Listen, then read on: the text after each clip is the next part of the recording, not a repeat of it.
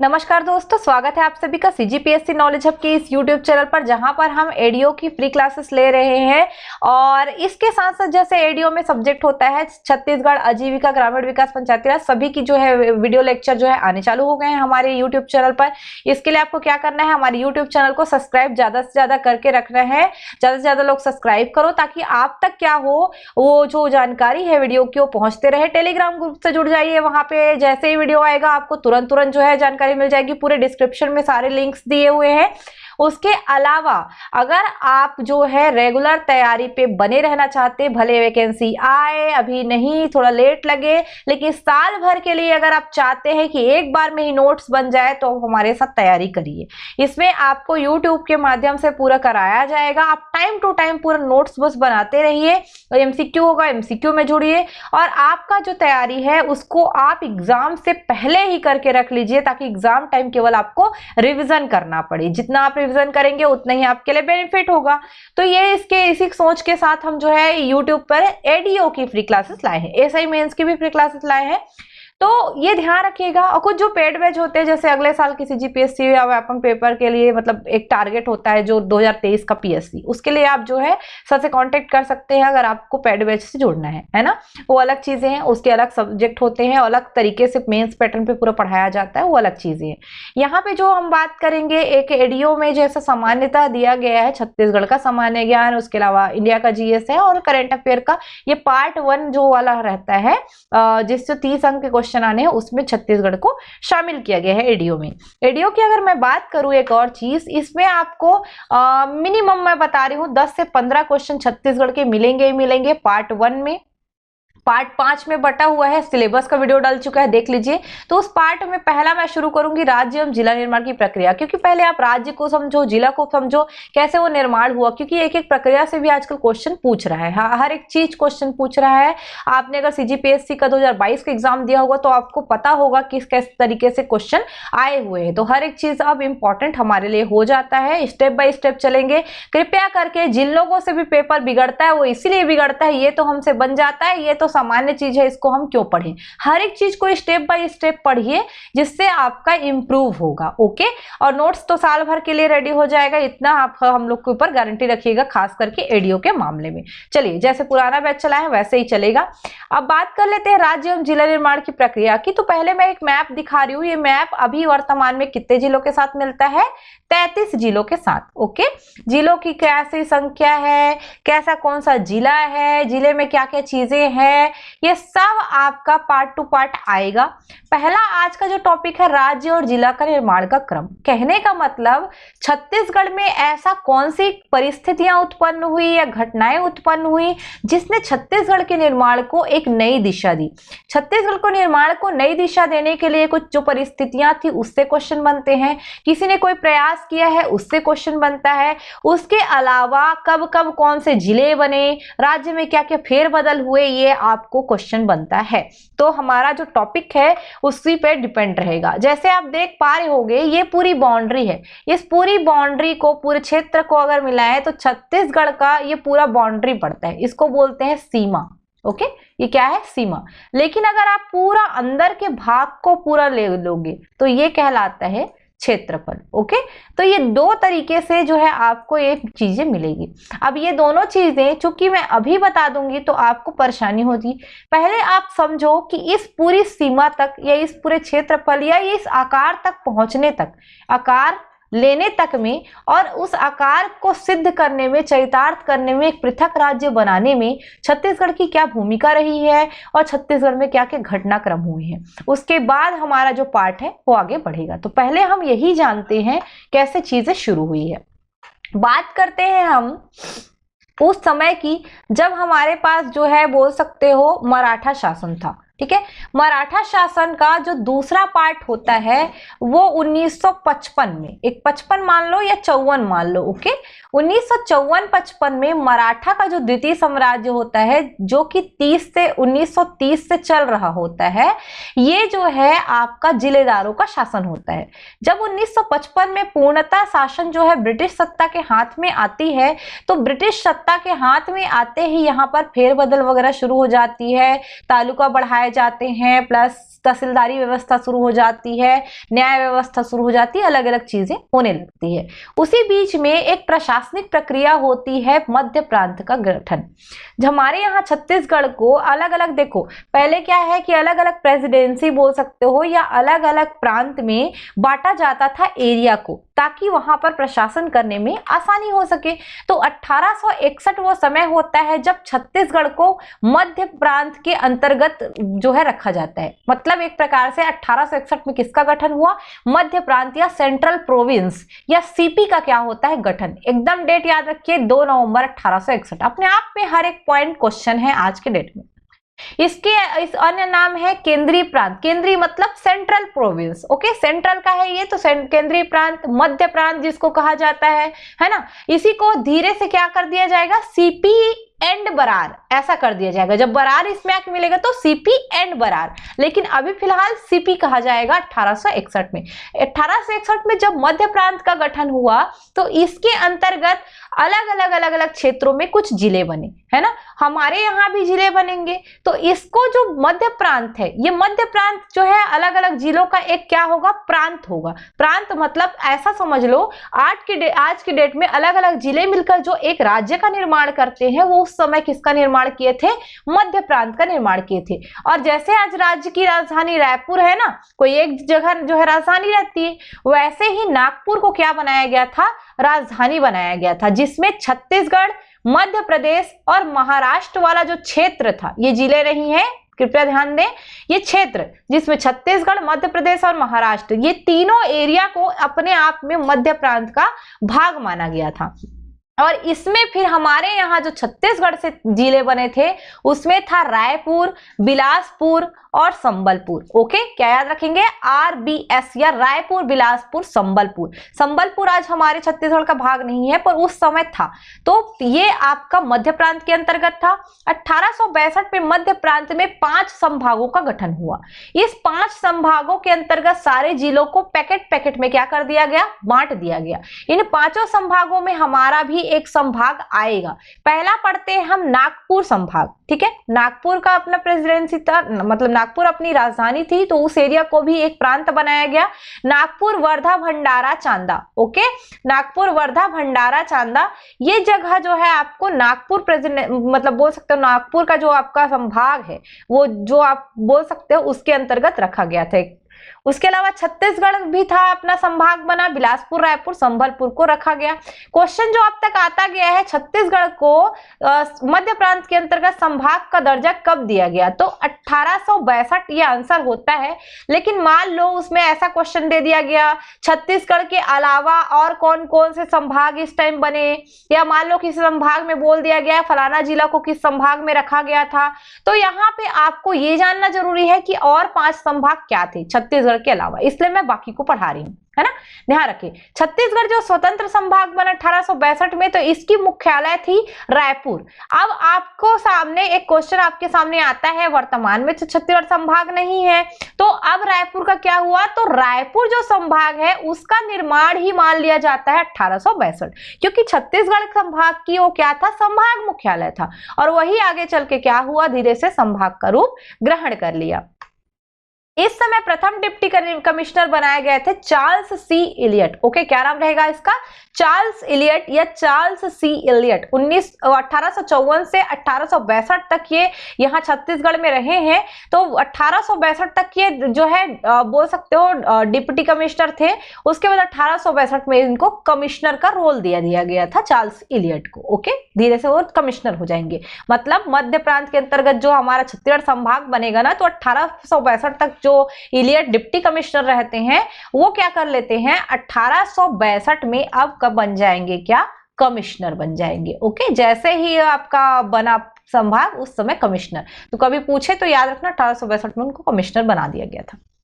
चलिए अब और आगे चलते हैं। सागर, सागर भी एक संभाग बना, सागर, दमोह, होशंगाबाद और बैतूल को मिला के। उसके अलावा गोदावरी जो तालुका है, गोदावरी मतलब नीचे वाला एरिया को पकड़ो, तो हमारा बस्तर गोदावरी के अंतर्गत था। गोदावरी तालुका, अपर गोदावरी और बस्तर, इनको जो है आपस में रख के गोदावरी जो आपका तालुका या गोदावरी जो संभाग है उसके अंतर्गत डाल दिया गया था। अब मान लो हमारा छत्तीसगढ़ से क्वेश्चन आता है कि बस्तर जो है किस संभाग का हिस्सा था, तो आप जानते हैं बस्तर हमारे यहाँ का जिला है, लेकिन तत्काल में वो गोदावरी संभाग का हिस्सा था, ना कि छत्तीसगढ़ का। तो इसको बिल्कुल याद रखिएगा, क्वेश्चन बनने लायक है। उसके अलावा जबलपुर संभाग था, जिसमें जबलपुर, मंडला और सिवनी वाला क्षेत्र था। अब बात करते हैं 1861-62 हमारा काम हुआ। अब धीरे से क्या हुआ, कांग्रेस का जैसे जैसे गठन हुआ, कांग्रेस के गठन के साथ साथ जैसे जैसे आजादी की जो लड़ाई है वो नए गति को प्राप्त करने लगी, तो जैसे देखा अंग्रेजों ने कि हम लोग क्या हो जा रहे हैं, राष्ट्रवाद का जैसे उदय हो रहा है हमारे यहाँ और हम लोग एक हो जा रहे हैं, तो उस एकता को भंग करने के उद्देश्य से एक व्यक्ति आते हैं, है ना, लॉर्ड कर्जन। अब व्यक्ति नहीं बोल सकते उसको, आप समझ लो वायसराय बोलोगे, ओके, वायसराय लॉर्ड कर्जन, इनका नाम याद रखिएगा। ये जब आते हैं तो इनका एक नीति रहता है फूट डालो और शासन करो। तो उन्होंने फूट कैसे डाला, हिंदू और मुस्लिम जो भाषाई आधार पर इनको अलग करके, इनका मेन मोटिव था दोनों को अलग करना, और लेकिन इन्होंने जो आपका एक बोल सकते हो बहाना क्या दिया, भाषाई जो मतलब पृथकता है उसको हम उसको ध्यान रखते अलग अलग कर दे रहे हैं और हम लोग को प्रशासन करने में परेशानी हो रही। तो राज्यों का पुनर्गठन या प्रशासनिक परिवर्तन होता है 1905 में। इसकी दो चीजें याद रखना, 16 अक्टूबर 1905, ये डेट बहुत इंपॉर्टेंट है। बंगाल विभाजन इस दिन लागू हुआ था 16 अक्टूबर को, और इसकी योजना पहले ही बना ली गई थी 20 जुलाई 1905 को। जब 20 जुलाई 1905 को योजना बनती है तो देश भर में विरोध हो जाता है ना, लेकिन आपका बोल सकते हो बंगाल जब विभाजन लागू होता है, जिस दिन शोक दिवस मनाया गया था, आप जानते होंगे आमार सोनार बोअंगला गीत गाया गया था, एक दूसरे को राखी बांधी गई थी, वो बंगाल विभाजन लागू होने के बाद था 16 अक्टूबर वाला। तो ये दोनों डेट को याद रखिएगा पुनर्गठन में।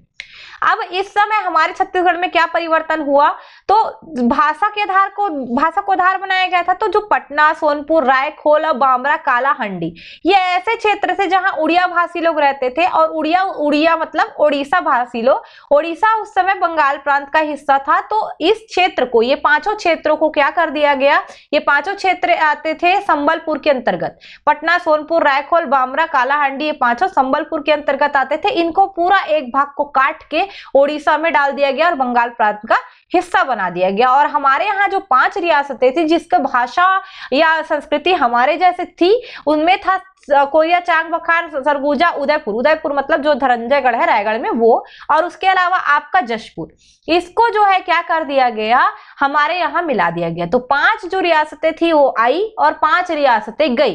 तो अब 1905 में हमारे पास जो है छत्तीसगढ़ का जो वर्तमान जो स्वरूप है वो देखने को मिला।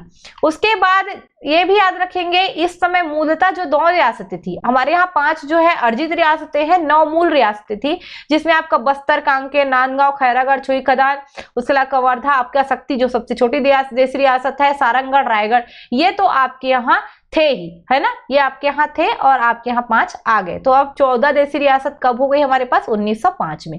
और इसी 14 देशी रियासतों के सीमा के साथ हमारा नया मैप तैयार होता है 1905 में। तो छत्तीसगढ़ का मानचित्र कब तैयार हुआ बनकर, 1905 में, इसको ध्यान रखेंगे। उसके बाद बात करते हैं अब आगे 1906 में। 1905 में जैसे हमारे यहाँ मानचित्र है, 1906 में अब इस मानचित्र में एक फेरबदल किया गया। क्या आप जान रहे हो कि अब हमारे पास कितने जिले बचे थे, 2 जिले, संबलपुर तो निकल गया, तो रायपुर और बिलासपुर था। तो हमारे यहाँ तीसरा जिला आता है दुर्ग जिला। 1906 में ये बना है, 1 जनवरी 1906 को, पूरा डेट याद रख सकते हैं आप, 1 जनवरी 1906 को जो है दुर्ग जिला जो है तीसरे जिले के रूप में गठित हो गया। फिर उसके बाद सीधा पकड़ो 1918 का समय। 1918 में जो हमारे यहाँ के जो मैप था, मैप मानचित्र जो खिंचाया, उसको सबसे पहले अपनी पांडुलिपि में उत्कीर्ण करने वाले थे पंडित सुंदरलाल शर्मा जी। इन्होंने जो है राज्य का सुस्पष्ट रेखा चित्र अपने जो है पांडुलिपि में 1918 में खींचा। मतलब ये दिखाया कि ऐसा हमारा छत्तीसगढ़ होगा।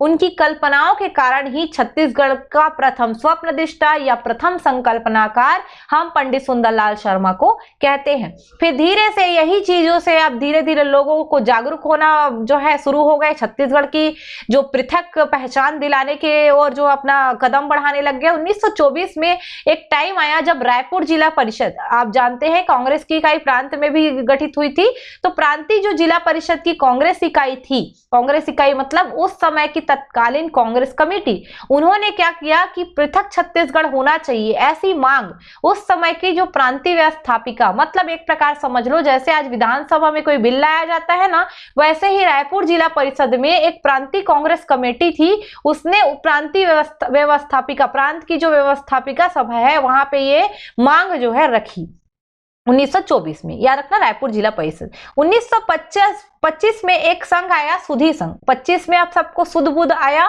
तो 25 में सुधी संघ आया शिवदास पांडे। सुधी किसको आएगी सबसे पहले, सबसे ज्यादा देखे होंगे सुधी किसको आएगी, शिवदास पांडे, शिव जी को याद रखना, शिव सुधी ऐसे करके।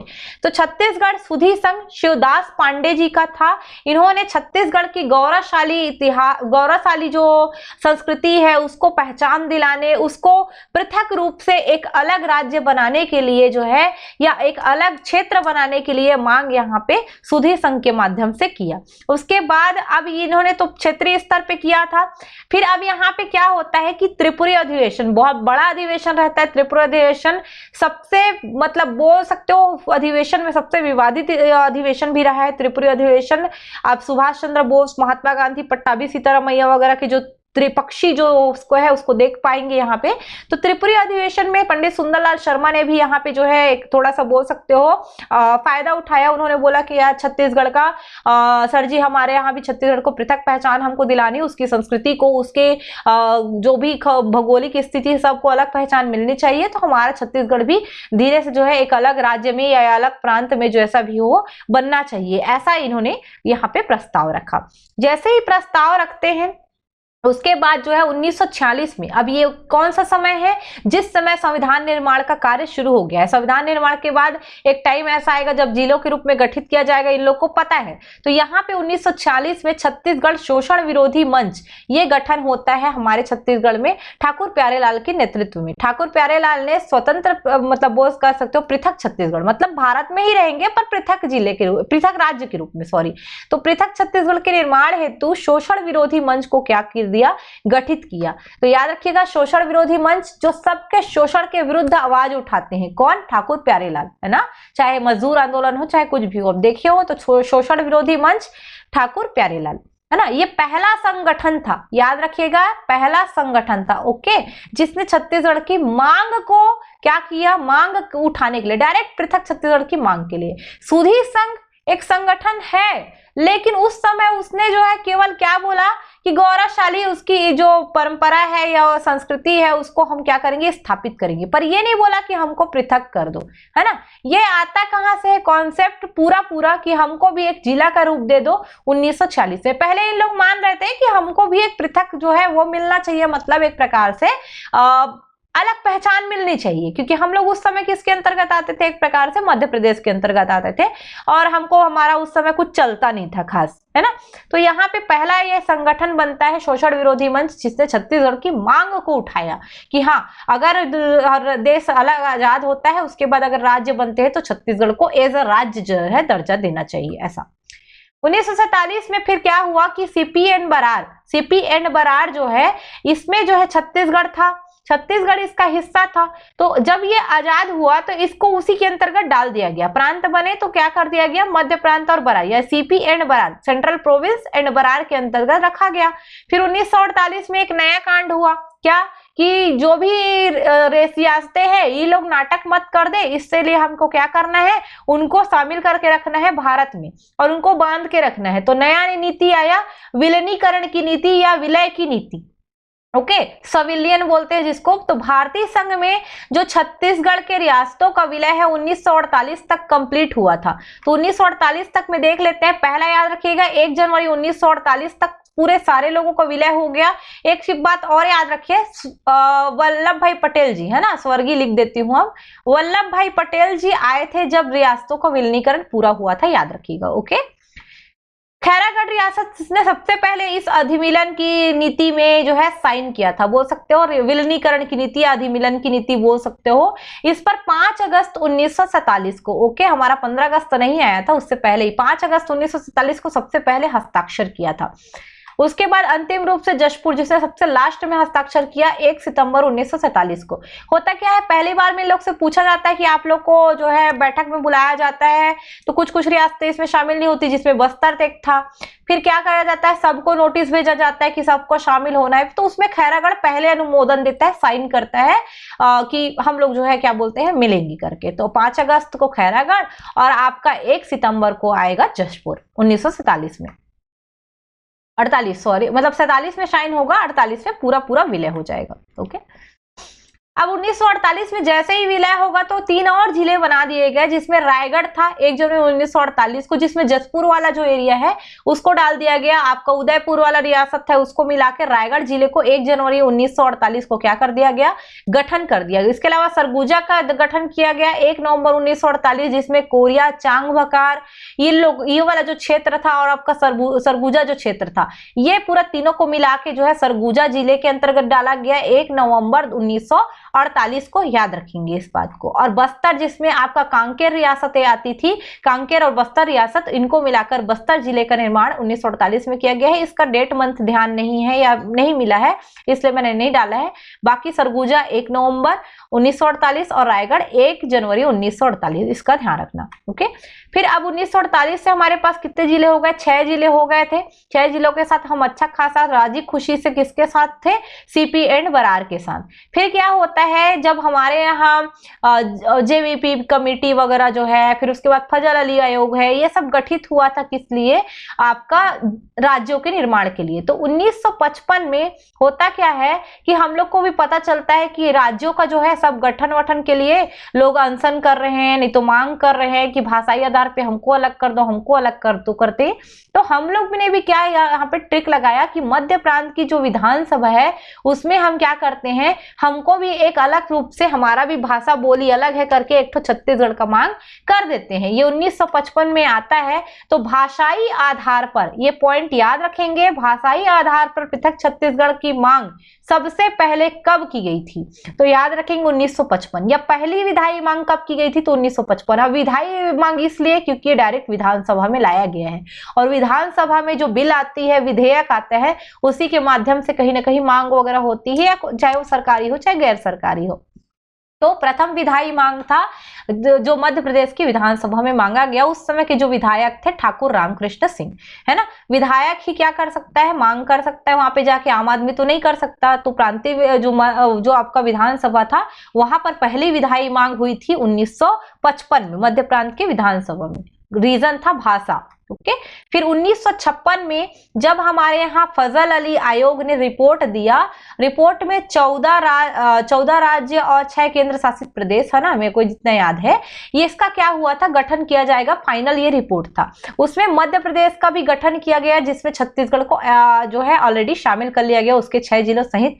तो फजल अली के साथ आपको एम पडिक्कर और हृदयनाथ कुंजरू का नाम याद रखना है। ये क्वेश्चन इस साल छत्तीसगढ़ पीएससी 2022 में पूछा गया था कि कौन इस आयोग का सदस्य नहीं था, जिसका आंसर पट्टाभी सीतारमैया होगा, क्योंकि पट्टाभी सीतारमैया जो रमैया जो है वो आपका जेवीपी समिति का था, जिसमें जवाहरलाल नेहरू, वल्लभ भाई पटेल और आपका पट्टाभी सीता जी थे, तो वो अलग था। तो इसको क्वेश्चन में जो है इस बार पूछ दिया गया था, है ना।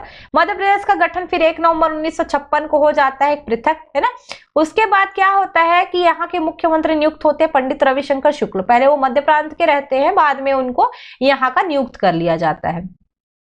उसके बाद रामकृष्ण सिंह, है ना, इसने राज्य पुनर्गठन आयोग को पृथक छत्तीसगढ़ के लिए प्रतिवेदन सौंपा। अब क्यों सौंपा होगा, 1956 में बोल दिए तुम एमपी के साथ रहो, तो यहाँ पे जो है ठाकुर रामकृष्ण सिंह ने जो है एक बार वापस जो है एड़ी चोटी का जोर लगाया और बोला एमपी के साथ क्यों, हमको भी अलग कर दो ना। तो यहाँ पे जो है ये ज्ञापन सौंपने जाते हैं, किसको बोल सकते हो, फजल अली आयोग को, कि हमको भी अलग कर दो। पर उनका जो है बात यहाँ पे नहीं माना जाता, और हम लोग जो है अभी भी किसके किसके अंतर्गत रहेंगे, मध्य प्रदेश के अंतर्गत। उसके बाद धीरे से अब और अच्छे से पूरा हो जाएगा और धीरे धीरे जो है ये मांग जो है अब बढ़ने शुरू हो जाएगी। 1956 तक में अगर बात करें तो मैप हमारे पास कुछ इस तरीके से था छत्तीसगढ़ का। 1956 मतलब 1948 में जो 3 जिले बने वही तक थे ना, 1956 में कोई नए जिले बने नहीं थे, तो मैंने 1948 लिखा हुआ है।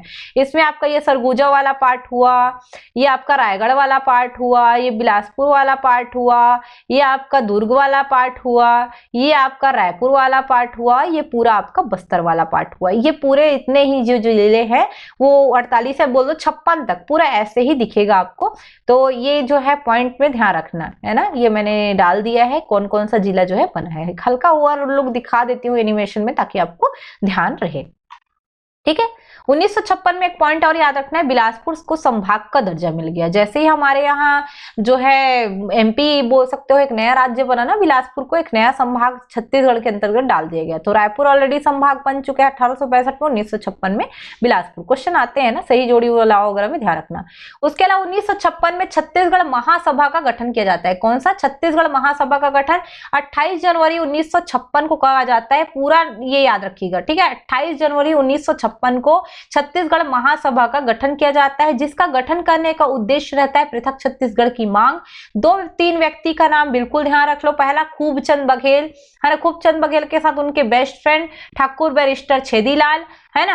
बैरिस्टर छेदीलाल के अलावा इसमें एक और व्यक्ति है दशरथ चौबे, राजनांदगांव एरिया के ही रहते हैं, ये इनका महासचिव का काम करेंगे। तो खूबचंद बघेल अध्यक्ष रहेंगे है ना, सहयोगी ठाकुर छेदीलाल बैरिस्टर और आपका महासचिव दशरथ चौबे, पृथक छत्तीसगढ़ की मांग हेतु। और ये पूरा एरिया जो है राजनांदगांव रहेगा जहां पे ये काम होगा। तो छत्तीसगढ़ महासभा के गठन से लेकर कब गठन हुआ, किसके द्वारा किया गया, उस सहयोगी कौन थे खूबचंद बघेल के, कहां पर किया गया, क्या कारण था, महासचिव कौन थे, सब में अगर क्वेश्चन आया तो पॉइंट टू पॉइंट इसको याद करके रख लीजिएगा। फिर 1967 में इन्हीं के द्वारा ही, खूबचंद बघेल के द्वारा जब वो प्लान सक्सेसफुल हो नहीं पा रहा था तो फिर से किए भातृत्व समूह, इसको बोलते हैं ब्रदरहुड एसोसिएशन है ना। ये पूरे दोनों नाम याद रखिएगा, हिंदी इंग्लिश दोनों में। 1967 में भातृत्व संघ का गठन किया गया जिसको ब्रदरहुड एसोसिएशन कहा गया। इसमें अब हमारे छेदीलाल मतलब छेदीलाल बैरिस्टर है उसकी जगह पे कोई और आ जाएंगे, द्वारिका प्रसाद तिवारी का नाम, ये दो नाम याद रखना। खूबचंद बघेल के साथ अब उनके बेस्ट फ्रेंड दूसरे नंबर के कौन आ जाएंगे, द्वारिका प्रसाद तिवारी, जिसको आप डीपी विप्र बोलते हैं ना, वो अजमल में द्वारिका प्रसाद तिवारी विप्र ऐसा लिखाता था। तो ये डीपीजी जाएंगे खूबचंद बघेल के साथ है ना। तो ये भी राजनांदगांव में ही होगा, पृथक छत्तीसगढ़ की मांग ही रहेगी। आप सदस्यता यहाँ पे याद रखना, कुछ लोग सदस्य थे जैसे प्यारेलाल कंवर, रामाधार कश्यप, चंदूलाल चंद्राकर। तो प्यारा राम चंदू है ना, प्यारा राम चंदू, ये तीनों जो है किसके साथ रहेंगे, प्यारा राम चंदू खूबचंद बघेल के साथ है ना। किसी का नाम हो सकता है ना प्यारा राम चंदू है ना, या चंदू राम प्यारे, ऐसा कुछ याद कर लो। चंदू राम प्यारे मतलब चंदूलाल चंद्राकर, रामाधार कश्यप, प्यारेलाल कंवर। तो चंदू राम प्यारे खूबचंद बघेल के साथ जो है और द्वारिका प्रसाद तिवारी के साथ मिलकर क्या करेंगे, राजनांदगांव में ब्रदरहुड एसोसिएशन का गठन करेंगे। तो ब्रदरहुड एसोसिएशन या छत्तीसगढ़ भातृत्व संघ 1967 है ना। उसके बाद 73 में एक नया जिला बनेगा राजनांदगांव, अपने आप में नया जिला बन जाएगा 26 जनवरी 1973। ये पूरा डेट याद रखेंगे, 26 जनवरी 1973 से नया जिला बना था राजनांदगांव। दुर्ग का पश्चिम भाग था उसको अलग करके जो है इसको निर्माण कर दिया गया है ना। वो सीमावर्ती जो है आप बोल सकते हो, अभी वर्तमान में आपका जिला दिखता है और उस समय लगा हुआ था बोल सकते हो आप, मतलब एमपी महाराष्ट्र वाला जो अभी सीमा लगता है वही था, उधरी एरिया में ये टच करता था, लेकिन एमपी के अंतर्गत था। अभी भी हम छत्तीसगढ़ से अलग नहीं हुए थे है ना, पर ये बाहरी राज्य की सीमा को टच करता था क्योंकि मध्य प्रदेश अलग जो मतलब महाराष्ट्र जो है अलग राज्य बन चुका था, तो ये सीमावर्ती जिला था उस टाइम पे भी। तो थोड़ा सा पॉइंट ध्यान रखना। 1976 में अब आते हैं छत्तीसगढ़ मुक्ति मोर्चा। अब एक और नाम आएगा शंकर गुहन योगी। पृथक छत्तीसगढ़ की मांग हेतु जो है छत्तीसगढ़ मुक्ति मोर्चा का गठन कब किया गया था, तो 1976 में। 1973 का देख लो कैसे परिवर्तन आया। ये देखो, ये दुर्ग था, ये इसका पूरा पश्चिम भाग को मिला हटा के क्या बना दिया गया, राजनांदगांव दुर्ग से है ना। उसके अलावा यहाँ पे याद रखना अब 7वां जिला था ये राजनांदगांव जो है जब बना था 1983 में। जैसे 1976 के बाद 1983 में इस शंकर गुहन योगी ने एक और प्रयास किया, छत्तीसगढ़ संग्राम मंच। पहले मुक्ति मोर्चा, अब करेंगे संग्राम। मुक्ति नहीं मिली तो क्या करेंगे, संग्राम। 83 में संग्राम शंकर गुहन योगी की ही थी। फिर 1981 का एक पॉइंट है, बस्तर संभाग का गठन होगा, बस्तर को एक संभाग का दर्जा मिलेगा। 1983 में और भी कुछ चीजें होंगी, जैसे पृथक छत्तीसगढ़ पार्टी भी गठित हो जाएगी। उसके अलावा 1994 में जाके पृथक छत्तीसगढ़ के निर्माण संबंधी फिर जाके अशासकीय संकल्प आएगा। जितने है ना, सुधी संघ, भातृत्व संघ, उसके अलावा आपका मतलब छत्तीसगढ़ महासभा, संग्राम मंच, है ना, मुक्ति मोर्चा, ये सबको याद रखना। शोषण विरोधी मंच जो है, ये सबको कहाँ हुआ, किसने गठित किया था, कब हुआ था, ये ध्यान रखना। सही जोड़ी मिलाओ में या कूट वगैरह में क्वेश्चन आते हैं। चलिए 1994 में जैसे ही अशासकीय संकल्प पारित हुआ, अशासकीय संकल्प मतलब कि वहां पे जो है ऐसे ही पृथक छत्तीसगढ़ का करना है करके अशासकीय संकल्प जो है मध्य प्रदेश विधानसभा में लाया गया। गोपाल परमार, है ना, जो गोपाल परमार थे उस समय विधायक थे, तो उन्होंने लाया। शासकीय नहीं था, मतलब ये बोल सकते हो अशासकीय संकल्प है, मतलब शासकीय संकल्प नहीं था। शासकीय संकल्प मतलब कोई मिनिस्टर नहीं लाया था, एक जो है व्यक्ति लाए थे, है ना, गोपाल परमार, वो विधायक थे, उन्होंने लाया कि पृथक छत्तीसगढ़ का मांग हमको करना है, तो उससे संबंधित एक अशासकीय संकल्प ले आते हैं करके प्रस्तुत भी किए, पारित भी हो गया। लेकिन क्या बोलते हैं, इस पर शासकीय संकल्प लाना जरूरी था क्योंकि ये एक आपका संवैधानिक के चेंजेस होने थे। तो 1998 में शासकीय संकल्प लाया गया। इसी विधानसभा में मंत्रिमंडल की जो है आपसी सहमति के बाद इसको जो है आपका पारित कर दिया गया। मतलब 94 में अशासकीय संकल्प, तो 98 में क्या हो जाएगा, शासकीय संकल्प। दोनों मध्य प्रदेश विधानसभा से पारित होने के बाद इसी समय जब चुनावी घोषणा वगैरह होती है ना, तो अटल बिहारी वाजपेयी फिर बोलते हैं, है ना, वही जो आपका संसद वाला जो रहता है ना, वो वाला 11 सांसद दे दो फिर गठन कर दूंगा छत्तीसगढ़ का वाला, वही वाला है। जैसे घोषणा वोषणा होती ना, अभी भूपेश बघेल ने जैसे खैरागढ़ में चुनाव जीतने के लिए खैरागढ़ को जिला बना दिया था, तो ऐसा चलता है। 1998 में जब है घोषणा वोषणा होती, फिर इसके बाद फिर प्रोसेस जो है हमारा शुरू हो जाता है ना। 1998 में इस समय और एक का चीज हुआ था। 1998 में जब हम मध्य प्रदेश के अंतर्गत थे ना, तो 9 नए जिले का निर्माण हुआ था 25 में 1998 को, जिसमें कोरिया, जसपुर, कोरबा, जांजगीर चांपा, कांकेर, दंतेवाड़ा बना था। और 6 जुलाई 1998 इस डेट में 3 जिले बने थे, कबीरधाम, महासमुंद और धमतरी, है ना। उसके बाद फिर जाकर मध्य प्रदेश पुनर्गठन जो विधेयक आता है 2000 में, वो उसमें 16 जिले और 3 संभाग सहित जो है एक अलग मैप के रूप में जो है एक इसको डालेंगे करके पूरा ये विधेयक आता है। अब चूंकि जब राज्य की बात करते हैं या देश की किसी चीज की बात करते हैं ना, तो उसका पूरा अधिकार संसद को रहता है। किसी राज्य की सीमा में परिवर्तन करना है ना, यह सीमा को घटाना बढ़ाना है, तोड़ना ताड़ना है, ये डिपेंड करता है संसद के ऊपर। जिले, तहसील, इसकी बात हो तब वो राज्य सरकार के ऊपर डिपेंड करती है, विधानमंडल के ऊपर। लेकिन जब आप बात करेंगे किसी राज्य के सीमा को परिवर्तित करना है, तो फिर संसद उसमें पूरा भूमिका निभाती है, यानी कि लोकसभा राज्यसभा की पूरी यहाँ पे भूमिका रहती है।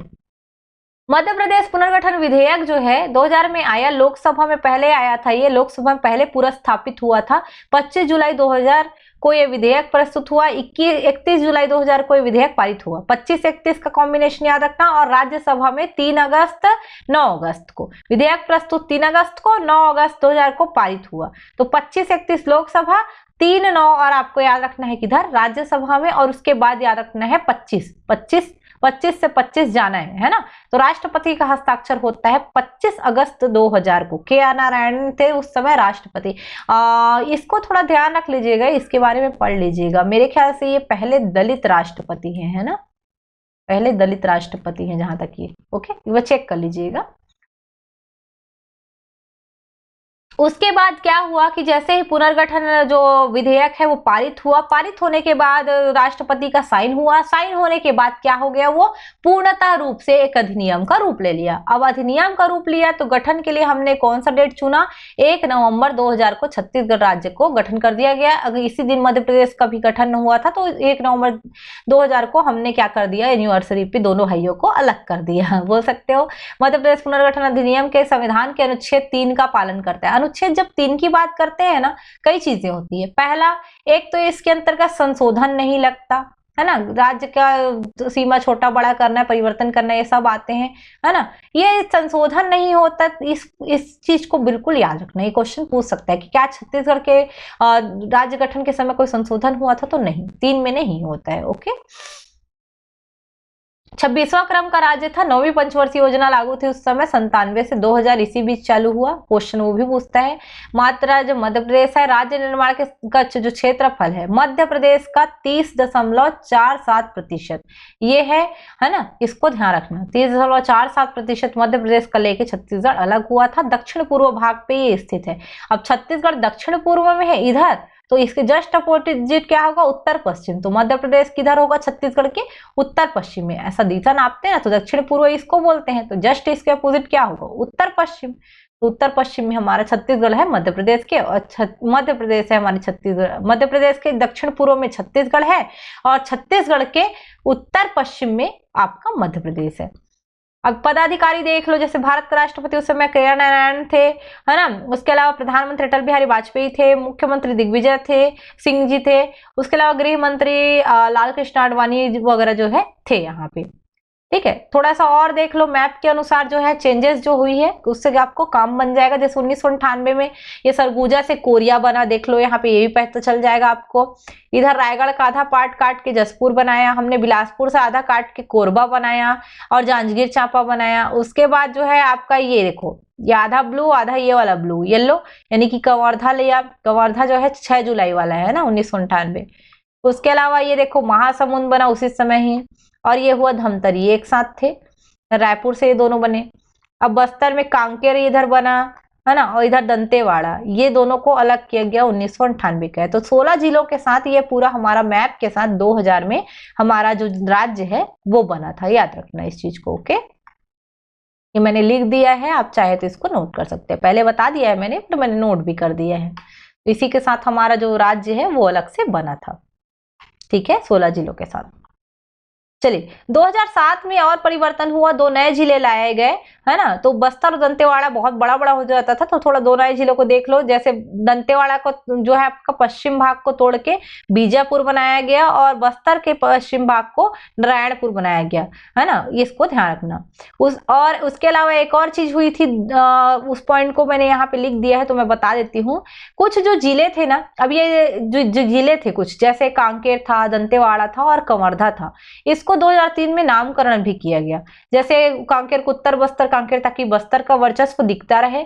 दंतेवाड़ा को दक्षिण बस्तर कांकेर दंतेवाड़ा कर दिया गया, और आपका कवर्धा को कबीरधाम कर दिया गया 2003 में। उसके बाद 2007 में जो परिवर्तन आया मैं ऑलरेडी बता चुकी हूँ, ये वाला।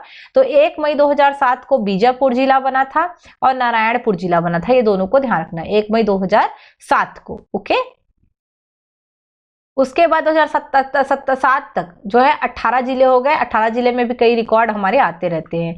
और फिर हमारा 2008 में 1 अप्रैल 2008 में लगभग 1 साल बाद हमने क्या कर दिया, एक और संभाग बना दिया सरगुजा को तोड़ के। तो सरगुजा संभाग का गठन 1 अप्रैल 2008 को हुआ। धीरे से प्रशासनिक परिवर्तन में 2012 में भी परिवर्तन हुआ, और कुछ जिले बनाए गए। 9 जिले इस समय भी बने। जैसे देखो, सरगुजा को काट के आपका सूरजपुर बनाया गया और बलरामपुर, जिसके कारण सरगुजा छोटा होकर भुआवेष्टित हो गया।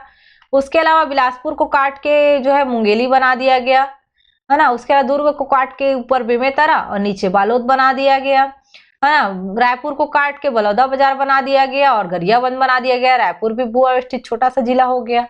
बस्तर का ऊपर वाला पार्ट उत्तरी भाग काट के कोंडागांव बना दिया गया। उसके अलावा जो दंतेवाड़ा था नीचा भाग काट के सुकमा बना दिया गया। और इसके साथ हमारा जो है मैप जो है 1 जनवरी 2012 तक 27 जिलों के साथ हो गया था ना। तो ये जो डेट है देख लो, सूरजपुर, बलरामपुर, मुंगेली, बेमेतरा, बालोद, बलौदा बाजार, गरियाबंद, सुकमा और कोंडागांव, ये नए जिले जो है हमारे पास आ गए 2012 में, ओके। 2012 तक का ये मैप है। अब उसके बाद परिवर्तन और होगा क्या, 2013 में दुर्ग को भी एक संभाग का दर्जा दे दिया गया। अब हमारे पास 5 संभाग हो जाएंगे।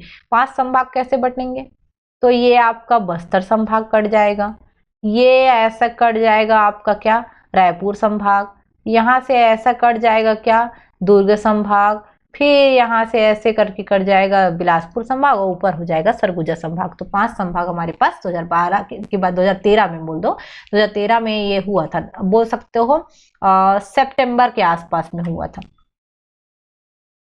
फिर 2020 में एक और आया जीपीएम, ये वाला है ना, जो क्योंकि अनुसूचित क्षेत्र में आता था और हमारे बिलासपुर से उसको अलग करना था, तो जीपीएम क्षेत्र को 2020 में नया जिला बनवा दिया गया। 10 फरवरी 2020, इसका ध्यान रखना।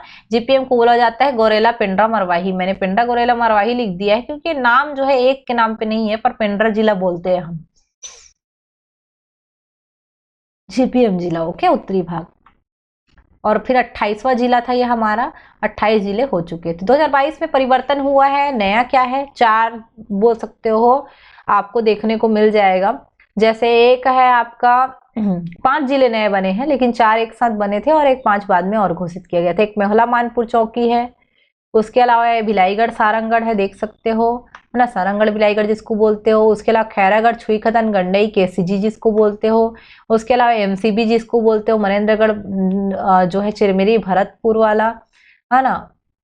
उसके अलावा ये छोटा सा, ये जो है आपका शक्ति, इसको बोल सकते हो आप। तो अब थोड़ा सा देख लेते हैं कैसे कैसे हुआ है। तो पहला देखते हैं हम, मोहला मानपुर अम्बागढ़ चौकी 29वां जिला बना। 15 अगस्त 2021 को घोषणा किया गया। पहला प्रारंभिक अधिसूचना आता है 20 अक्टूबर को कि घोषणा इतना इतना जो है क्षेत्र को गठित किया जाएगा। और उसके बाद फाइनली 1 सितंबर 2022 को सृजन किया जो है सूचना जारी कर दी जाती है और 2 सितंबर को 2022 को इसका लोकार्पण कर दिया जाता है भूपेश बघेल के द्वारा। उसके बाद 30वां जिला सारंगगढ़ भिलाईगढ़ जिला बनता है। 15 अगस्त 2021 को प्रारंभिक अधिसूचना इसकी वही आई थी 20 अक्टूबर को। सृजन की अधिसूचना 1 सितंबर को आती है, लेकिन ये बनता 3 सितंबर को है। ओके, 3 सितंबर 2022 को। और 31वां जिला खैरागढ़ छुईखदान गंडई था। इसको चुनाव के समय घोषित किया गया था। जब उपचुनाव हुए 16 अप्रैल 2022 को जो है इसकी घोषणा की गई थी। 18 अप्रैल 2022 को इसकी अधिसूचना ला दी गई और फिर ये जो है 1 सितंबर 2022 को इसका अधिसूचना आया कि हाँ, गठन का जो है प्रक्रिया जो है पूर्ण करने की जो है अब बारी है। तो ये अंतिम अधिसूचना को ही अगर पूछेगा तो पूछेगा, याद रखना। लोकार्पण कर दिया गया 30 सितंबर 2022 को। क्वेश्चन वैसे आया था एक बार, इसमें आ चुका है, अभी और आने की संभावना है। उसके 32वां जिला जो एमसीबी था 15 अगस्त 2021 को घोषित किया गया था। प्रारंभिक अधिसूचना इसकी 11 नवंबर 2021 था। सृजन की अधिसूचना 8 सितंबर 2022 को जो है इसकी आई और 9 सितंबर 2022 को इसको जो है 32वां जिला घोषित कर दिया गया। उसके बाद आपका शक्ति जिला 33वां जिला है। 15 अगस्त 2021 को ही घोषित हुआ था। इसकी प्रारंभिक अधिसूचना 20 अक्टूबर 2021 को आई थी। सृजन की अधिसूचना 8 सितंबर को आई और 9 सितंबर को इसको लोकार्पण कर दिया गया। तो 2022 तक हमारे पास कितने जिले हो गए, 33 जिले। तो राज्य का गठन कैसे हुआ और ये जो जिला निर्माण है वो कैसे कैसे हुआ, यहाँ तक है। नेक्स्ट टॉपिक जो इसका रहेगा वो रहेगा सीमाओं से रिलेटेड, उसके अलावा आपका नामकरण से रिलेटेड रहेगा।